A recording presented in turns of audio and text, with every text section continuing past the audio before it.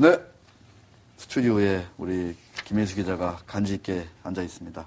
자, 오늘은 요새 이제 하나금융지주가 외환은행을 이제 인수하는 게 사실상 승인이 났습니다. 네. 그 이후에 김성유 회장 거취에 대해서 금융권 안팎에 관심이 쏠리고 있습니다. 오늘 당장 네.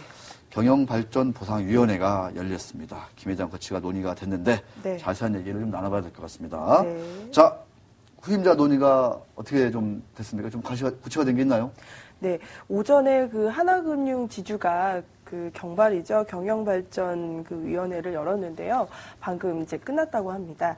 근데 여기서 지금 나오는 기사들이요, 조금씩 다른데, 어떤 데는 이제 김승유 하나금융 회장이 1년 정도 더 연임하기로 했다, 이렇게 나왔는데, 다른 이제 자료를, 기사들을 보니까 김승유 하나금융 회장이 경발에서 사퇴 의사를 밝혔다고 이렇게 나오네요. 그래서 네. 이 사진들도 후보를 검토하겠다 이렇게 좀 커트가 나온 것 같습니다. 그러면서 김승유 하나금융 회장이 후임 CEO는 젊었으면 좋겠다.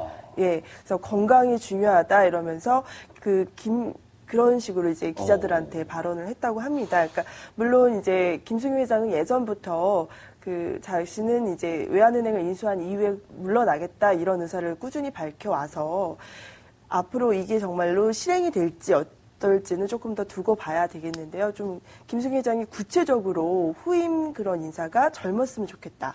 건강이 중요하다. 이렇게 얘기를 한 거 보면은 다음번 회추위에서는 새로운 차기 CEO가 후보들이 좀 추려지지 않을까 이런 예상도 가능하고 있습니다. 그럼 일단 네.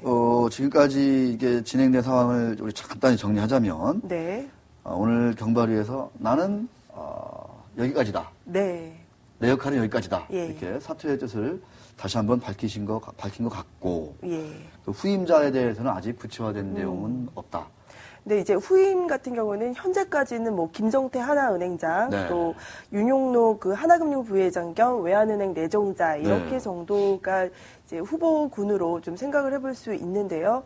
근데 이보다는 또 50대 초반의 어떤 보다 젊은 그런 인물들이 발탁될 가능성도 있습니다. 하지만 이제 김승유 하나금융 회장이 이렇게 사의 의사를 표명한 것 뿐이고 아직까지는 이제 결론이 나지 않았기 때문에 이건 조금 더 두고 볼 필요가 있지 않나 이런 생각을 해볼 수가 있겠습니다. 네, 알겠습니다. 네.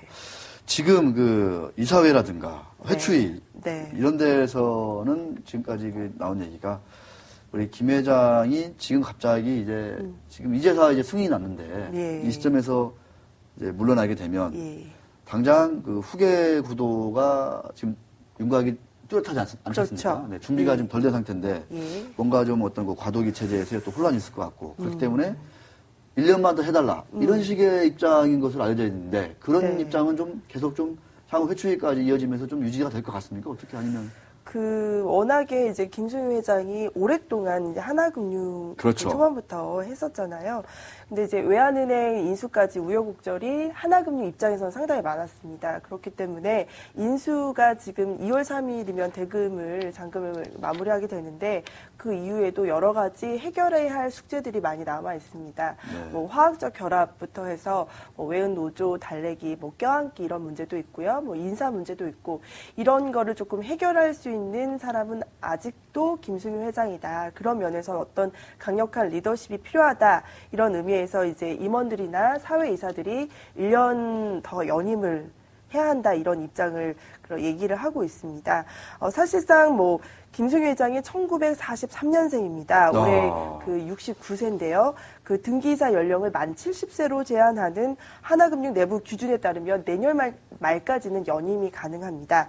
어차피 김승유 회장이 MB 최측근 친구로 알려져 있잖아요. 그래서 네. 정권 말까지 한 1년 정도 그러니까 정권이 바뀌기 전까지 1년 정도 남았는데 그때까지는 조금 외환은행 인수 이후에 이런 작업들을 마무리하고 물러나는 게 낫지 않겠냐. 이런 게 내부의 분위기라고 합니다.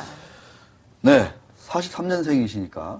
예. 네. 근데 얼마 전에 김종렬 사장 있지 않습니까? 예. 하나지주의 김종렬 예. 사장. 예. 갑자기 이제, 예.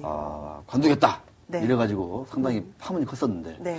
이분이 지금 52년생이시거든요. 네. 그러니까 우리 나이로 61세. 네. 만으로 60세 이제 올해 60세. 되신 건데. 예.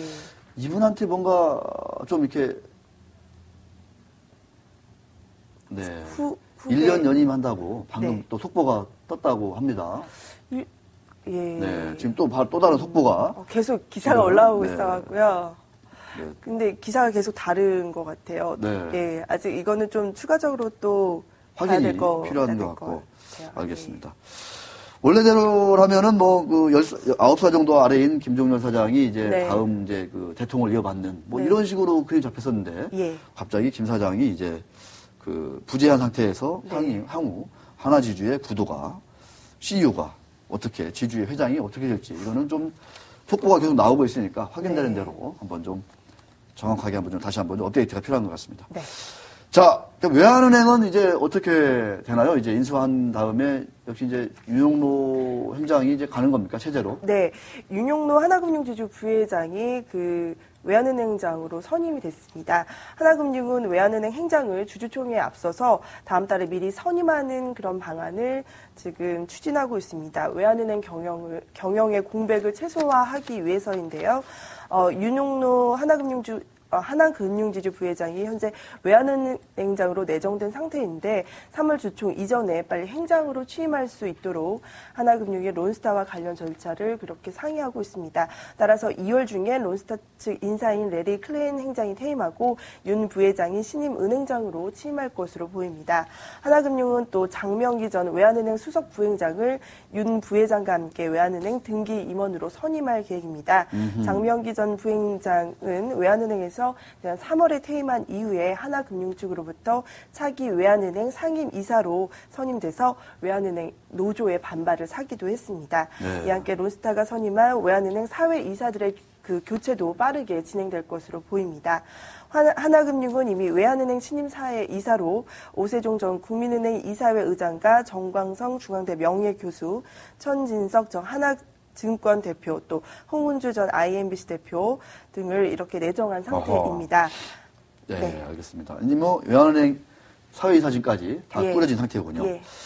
야, 이 윤용로 행장 내정자는 참 이 관운이 좋기로. 그렇죠. 대한민국에서 관운이 제일 좋기로 정통이 나 있는 분인데, 야, 아슬아슬 이 외환은행장이 되냐 안 되냐 말들이 많았는데 그렇죠. 결국은 또 네. 되는 쪽으로. 기업은행에 이어서 야, 행장을 2번씩 대단한 예. 관운이십니다. 뭐 실력도 있으시니까. 예. 임진년 용띠인데 우리 윤용로 네, 네. 신임 내정자가 자, 잘 하셨으면 좋겠고요. 자, 이제 관건은 이제 그 외환은행과 하나은행의 시너지, 네. 어떤 결합 어떻게 될 것 같습니까? 일단은 김승유 회장이 그 투뱅크 체제로 간다 이렇게 말을 했는데요. 이러기 위해서는 어떤 화학적 결합, 뭐 투뱅크로 간다고 하더라도 하나금융 아래에 묶이기 때문에 어떤 같이 시너지를 낼 수 있는 그런 것들이 필요하다고 생각을 해서 하나금융은 곧 시너지 추진단을 발족을 해서요 두 은행의 화학적 결합을 추진할 그런 계획입니다. 시너지 추진 단장은 하나금융 측의 부사장이나 하나은행의 부행장이 맡게 되고 또 실무진에는 외환은행 직원이 참여하는 것으로 그렇게 알려졌습니다. 하지만 외환은행 노조의 반발이 만만치 않습니다. 화학적 결합이라고는 하지만 투뱅크 체제가 오랫동안 유지될 가능성이 낮기 때문인데요. 현재 하나은행의 직원 수가 9,300명 정도 되고 외환은행은 7,600명 정도 됩니다. 또 두 은행을 합치면 직원 수가 한 17,000명 정도로 늘어나는데, 네, 김승유 회장이 뭐 구조조정이 없다고 하지만은 인허 감축이 또 불가피할 수 있으니까요. 네, 알겠습니다. 그 외환은행 그 상장 폐지 얘기가 나왔는데, 네, 김 회장이 직접 좀 부인하셨다는 얘기가 있는데, 예, 일단은 현재 그 지분이 네. 하나금융이 외환은행 그 보유하고 있는 지분이 51% 정도뿐이 안 돼요. 네. 그렇기 때문에 현재로서는 불가능하다. 이렇기 때문에 이렇게 말을 하셨거든요. 그 인터뷰는 좀 다음에 들어보기로 네. 하고 시험 관계상. 네. 네.